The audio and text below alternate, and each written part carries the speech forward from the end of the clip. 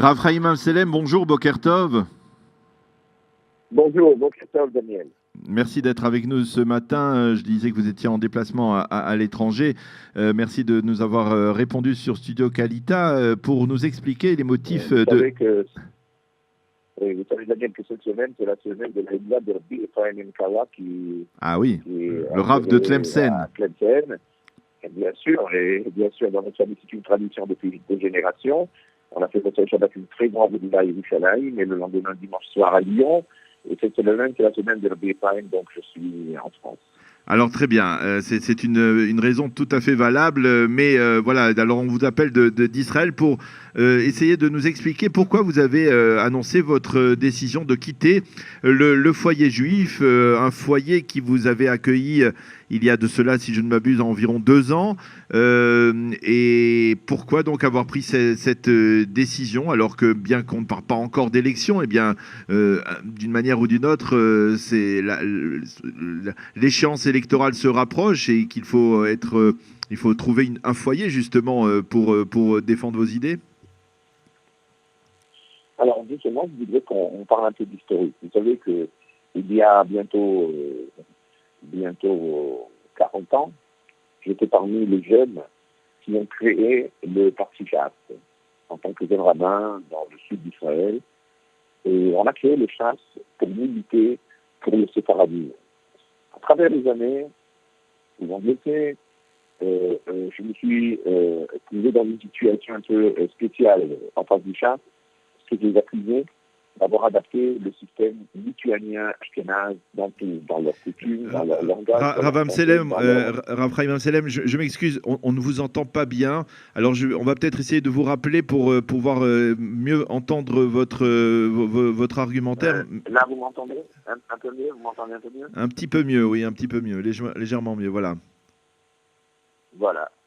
Voilà, c'est peut-être mieux, oui. Moi-même, j'étais parmi des jeunes qui ont créé le Shas.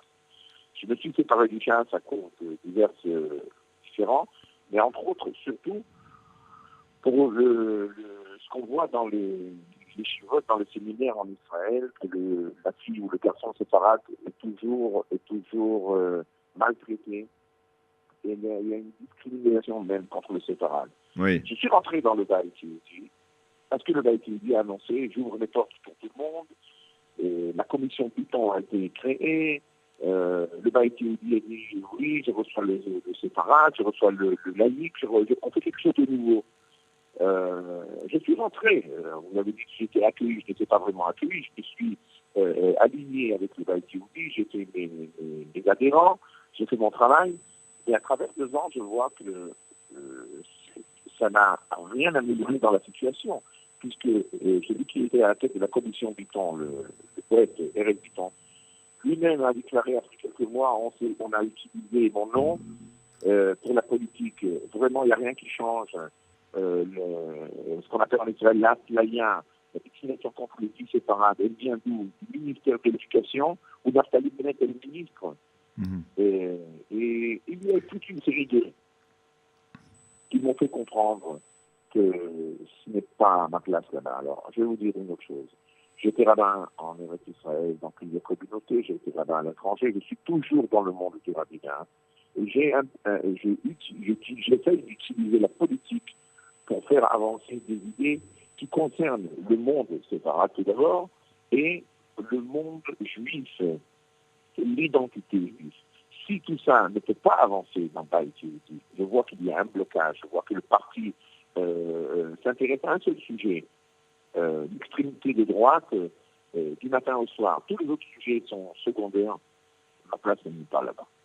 Alors, si votre place n'est pas là-bas, où est-elle? Comment vous situez aujourd'hui? Parce que le message que vous véhiculez, c'est un message auquel de nombreux juifs, israéliens, séfarades, traditionnalistes ou plus religieux s'identifient. Mais on a le sentiment que vous ne parvenez pas, depuis que vous avez quitté le Parti Shas, à retrouver une véritable famille, ou en tout cas un parti qui serait susceptible de représenter véritablement cette tendance de la population, cette aspiration à un judaïsme plus ouvert, un judaïsme séfarade qui rassemble, qui est proche de la tradition mais qui n'exclut pas. Pourquoi finalement n'arrivez-vous pas à à consolider soit un parti, une formation politique à vous, comme à travers par exemple le mouvement que vous avez créé, Amchalem, qui pourrait se transformer en parti politique. Pourquoi finalement ne pas n'avoir pas encore trouvé cet abri politique qui vous permettrait de faire passer votre message? Cher Daniel, vous avez tout à fait raison et vous mettez le doigt vraiment sur le problème. Et je vais vous dire ce que j'ai dit il y a une demi-heure à un journaliste israélien qui m'a appelé. La tragédie du monde séfarade, c'est qu'on n'a pas pu trouver le modus vivendi de mettre sur la même rangée le séfarade qui est haredi lituanien, à côté du séfarade qui est sioniste comme moi, qui est pour la Torah et le travail, qui est pour le service militaire, avec le sioniste, avec le séfarade qui est même traditionnel et moins que traditionnel, mais qui est séfarade. Et lutter côte à côte pour le séparadisme, pour lutter contre la discrimination, pour lutter pour notre tradition, c'est ça la vraie tragédie. Et vous me demandez pourquoi ne recommencer pas le travail que vous avez fait à Amchalem. Amchalem est un mouvement, on continue notre travail. Mais aujourd'hui, sincèrement, j'ai l'intention de réunir tous les membres importants de notre mouvement pour lancer à haute voix un cri et dire à tous les séparades. Ariel Derin, Eli Yishai, Chaim Amselem, Rav Amnon Yitzhak, les gens du sionisme moderne, mettez-nous tous ensemble, mettez-nous côte à côte pour travailler, lutter pour le séparatisme, parce que personne ne va le faire pour nous, malheureusement. Alors, je vous interromps tout de suite. Je vous interromps tout de suite parce que c'est une information importante que vous nous fournissez là. Vous êtes prêt aujourd'hui? Vous êtes prêt? Attendez, laissez-moi vous poser la question. Vous êtes prêt aujourd'hui à pardonner, on va dire, aux leaders du parti Chasse dans le passé, dans le présent et peut-être dans le futur, qui vous ont exclu du parti et de faire front commun ensemble pour défendre les valeurs du judaïsme séfarade, si eux, ils acceptent, bien entendu, de vous intégrer, parce que il ne faut pas se leurrer, et politiquement, tout le monde connaît les règles du jeu.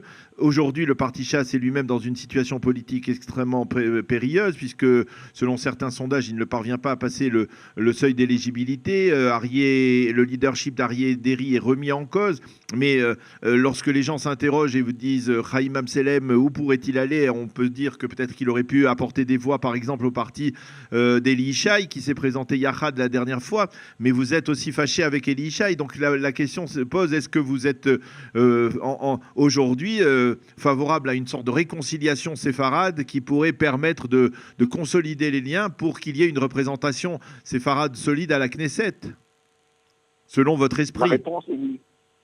La réponse est oui, et je vais vous dire. En hébreu, il y a un proverbe qui dit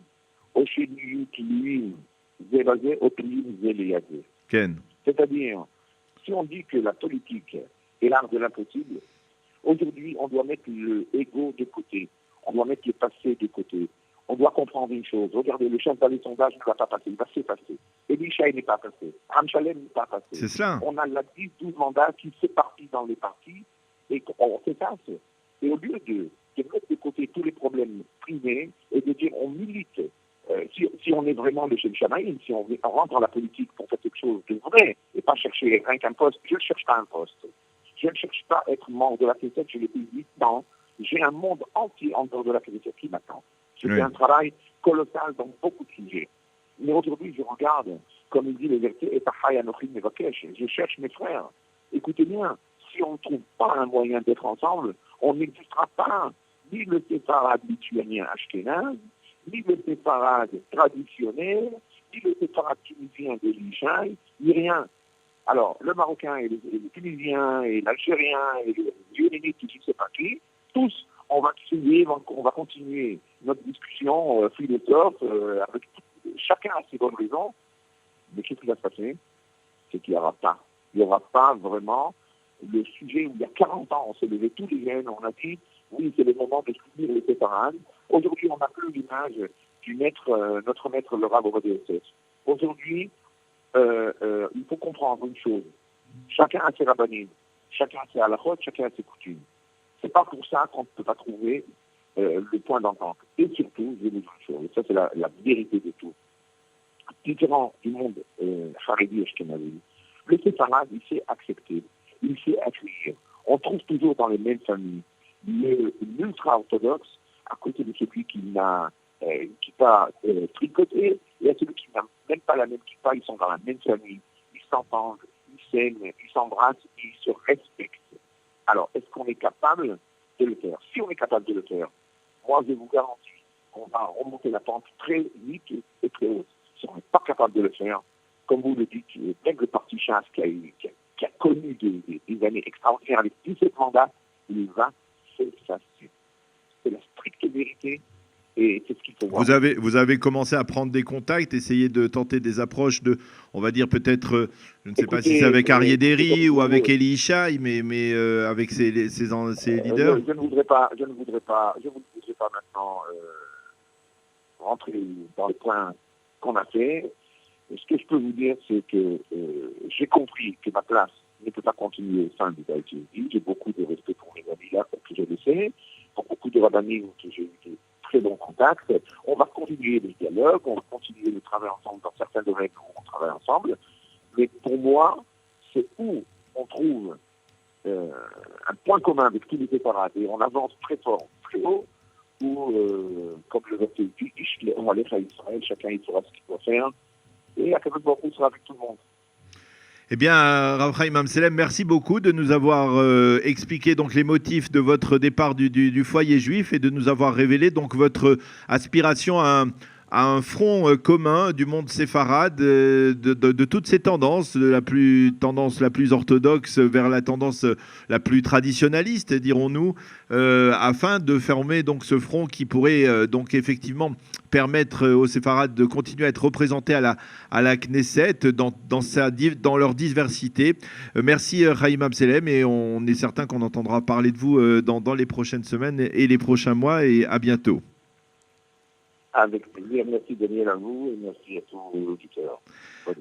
Voilà, il est 8h45 sur Studio Kalita. Nous allons marquer une petite pause et on se retrouve dans quelques instants pour parler d'un autre sujet, un sujet à la fois délicat et douloureux, mais également un sujet important puisqu'il s'agit de lutter contre le terrorisme en déposant éventuellement des recours contre l'autorité palestinienne, comme l'a fait il y a de cela de nombreuses années une famille israélienne qui avait été marquée dans sa chair par la disparition, l'assassinat de 3 de ses membres il y a de cela 16 ans, et qui a obtenu gain de cause de la part de la justice israélienne, qui a obligé l'autorité palestinienne à lui verser des dédommagements de plusieurs dizaines de millions de shekels. Nous allons en parler avec David Zagouri, qui est notre invité dans quelques instants.